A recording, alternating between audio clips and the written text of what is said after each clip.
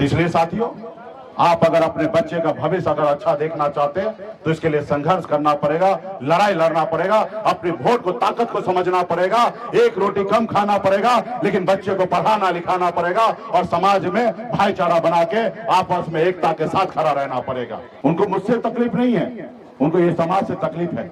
वो मुझको तो गुलाम बनाना चाहता है, क्या ये मेरा गुलाम बन जाइए। लेकिन हमने भी उसको कहा, भाई हम मलाह का बेटा है, हम जाल में मछली फंसाते हैं, जाल में फंसते नहीं हैं। हम अपना झोपड़ी में रहेंगे, हम झोपड़ी में रहेंगे, लेकिन झोपड़ी का बादशाह बने रहेंगे, लेकिन तुम्हारे महलों में आके हमें गुलामी नहीं करना, तुम्हारे गुलामी नहीं करना। आप हैं बिहार संवाददाता के साथ और मैं हूं मनोज चतुर्वेदी। मुकेश सहनी वीआईपी पार्टी के अध्यक्ष उत्तर प्रदेश से लेके बिहार एक किए हुए हैं, क्योंकि उन्हें बिहार में जो निषाद बिरादरी है वो अति पिछड़ी बिरादरी में उनको रखा जाए, आरक्षण दिया जाए उनको। लेकिन मोदी से लेकर नीतीश कुमार उनकी सुन नहीं रहे। हर मंच से कभी वो मोदी की तारीफ, पहले खेप में जब निकले थे, जब हमने उनके साथ कुछ दिन बिताए तो उस समय मोदी की तारीफ कर रहे थे, कुछ दिन नीतीश कुमार की किए, अब लालू की करना शुरू कर दी है। लेकिन मुद्दा वही है, आरक्षण चाहिए। कहा कि भात से समझौता कर लीजिए, खाना नहीं मिलेगा चल जाएगा, लेकिन जात को धोखा मत दीजिए। ये बातें वो अपने लोगों को समझा रहे हैं, निषाद समाज को समझा रहे हैं। उन्होंने भाजपा के विधान परिषद में नेता हरीश सहनी का भी नाम लिया और कहा कि कुछ भी हो जाए बिरादरी तो वही हैं। अरे चाहे आप हमारे साथ रहिए या उनके साथ रहिए, ये शब्द का उन्होंने प्रयोग किया है कि चाहे आप हमारे साथ रहिए या उनके साथ रहिए, बिरादरी एक ही है। उसी तरीके से गरज रहे हैं। लेकिन अभी तक शायद मुकेश सहनी समझ नहीं पा रहे हैं कि जाएं तो किसके पास जाएं। सबसे बड़ी बात है कि कोई भी उनको चारा नहीं डाल रहा है। उन्होंने इतना तक कहा कि इस मंच से आज आप हमको भगाए थे, जिस मंच से आपने हमको भगाया था, और आप ही हमको मंच पर बुलाएंगे। तेजस्वी यादव की तरफ इशारा था उनका। अब देखना यह होगा कि जितने लोग उनसे दूर कटे हैं, क्या चुनाव आते आते मुकेश सहनी एक अहम चेहरा बनेंगे क्या बिहार के लिए या पूर्वी उत्तर प्रदेश के लिए? लगता तो ऐसा नहीं है, लेकिन अपने मुंह मिट्टू बन रहे हैं। सुनवा देते हैं आपको। जब हमने मंत्री बना तो आपने देखा, अगर किसी मछुआरा को अगर 10 लाख रुपए का गाड़ी अगर चाहिए तो सिर्फ 1 ही लाख रुपया भरना पड़ता और 10 लाख रुपया सरकार को भरना पड़ता। हमने ऐसा स्कीम बनाया था। ये कैसे हुआ?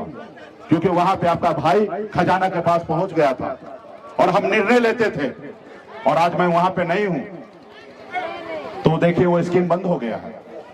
तो इसलिए साथियों, अपनी ताकत के साथ आइए। आपके पास जो वजूद है, ताकत है। जैसे हनुमान जी के पास शक्ति था, लेकिन उनको पता नहीं था कि मेरे पास कितना शक्ति है। जब उनको एहसास कराया गया कि हे प्रभु, आपके पास अपरंपार शक्ति है, जब हनुमान जी का एहसास हुआ तो 7 समुद्र पार जाके रावण को लंका को जलाने का काम किया। साथियों, रावण को लंका जलाने का काम किया। वही शक्ति बिहार में बिन बेलदार नुनिया मला चाहे तियर बन पर निषाद के सभी उपजाति के पास है। अगर आप अपने पैर पे खड़ा हो जाइए तो पटना क्या, हम दिल्ली को कब्जा कर सकते हैं। साथियों, हम दिल्ली को कब्जा कर सकते हैं, लेकिन इसके लिए संघर्ष करना पड़ेगा, संकल्प के साथ संघर्ष करना पड़ेगा, लड़ाई लड़ना पड़ेगा। अपने लिए नहीं, अपने आने वाला पीढ़ी के लिए लड़ाई लड़ना पड़ेगा। एक पीढ़ी लड़ाई लड़ेगा तब दूसरा पीढ़ी राज करेगा। तो इसलिए साथियों, आप अगर अपने बच्चे का भविष्य अगर अच्छा देखना चाहते हैं तो इसके लिए संघर्ष करना पड़ेगा, लड़ाई लड़ना पड़ेगा, अपनी वोट को ताकत को समझना पड़ेगा, एक रोटी कम खाना पड़ेगा, लेकिन बच्चे को पढ़ाना लिखाना पड़ेगा और समाज में भाईचारा बना के आपस में एकता के साथ खड़ा रहना पड़ेगा। आज लोग हमें कहते हैं कि सहनी जी, आप बिहार में इतना बड़ा नेता है, एक जात की बात करते हैं। हम कहते नहीं, हम एक जात की बात नहीं करते। ये निषाद समाज जो है, ये मेरे लिए कोई जात नहीं है, ये हमारा परिवार है और मैं अपने परिवार की बात करता हूं। और परिवार की बात करना कोई गुनाह नहीं है। अगर ये गुनाह है तो ऐसे गुनाह 1000 बार मैं करने के लिए तैयार हूं, लेकिन हम लड़ाई लड़ेंगे, संघर्ष करेंगे।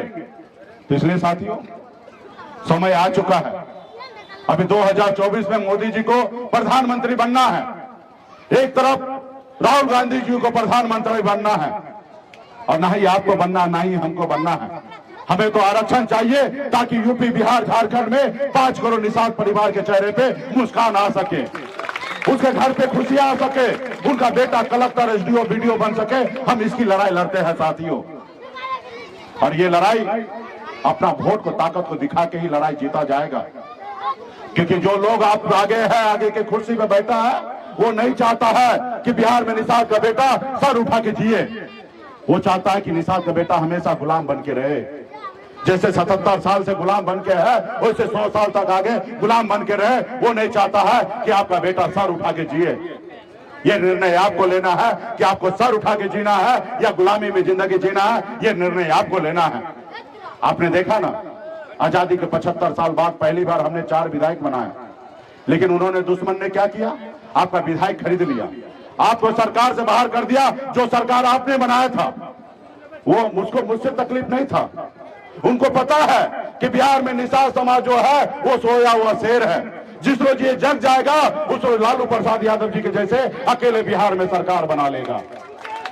इसलिए उन्होंने षड्यंत्र के तहत उन्होंने सोचा कि मुकेश सहनी निषाद समाज का आवाज बन चुका है, ये कल तक जीरो था, जीरो से हीरो बन गया, 4 विधायक बना लिया, इसको रोको। अगर नहीं रोकते हो तो 125 बना के अकेले अपने दम पर बिहार में सरकार बना लेगा, फिर गुलाम किसको बनाओगे।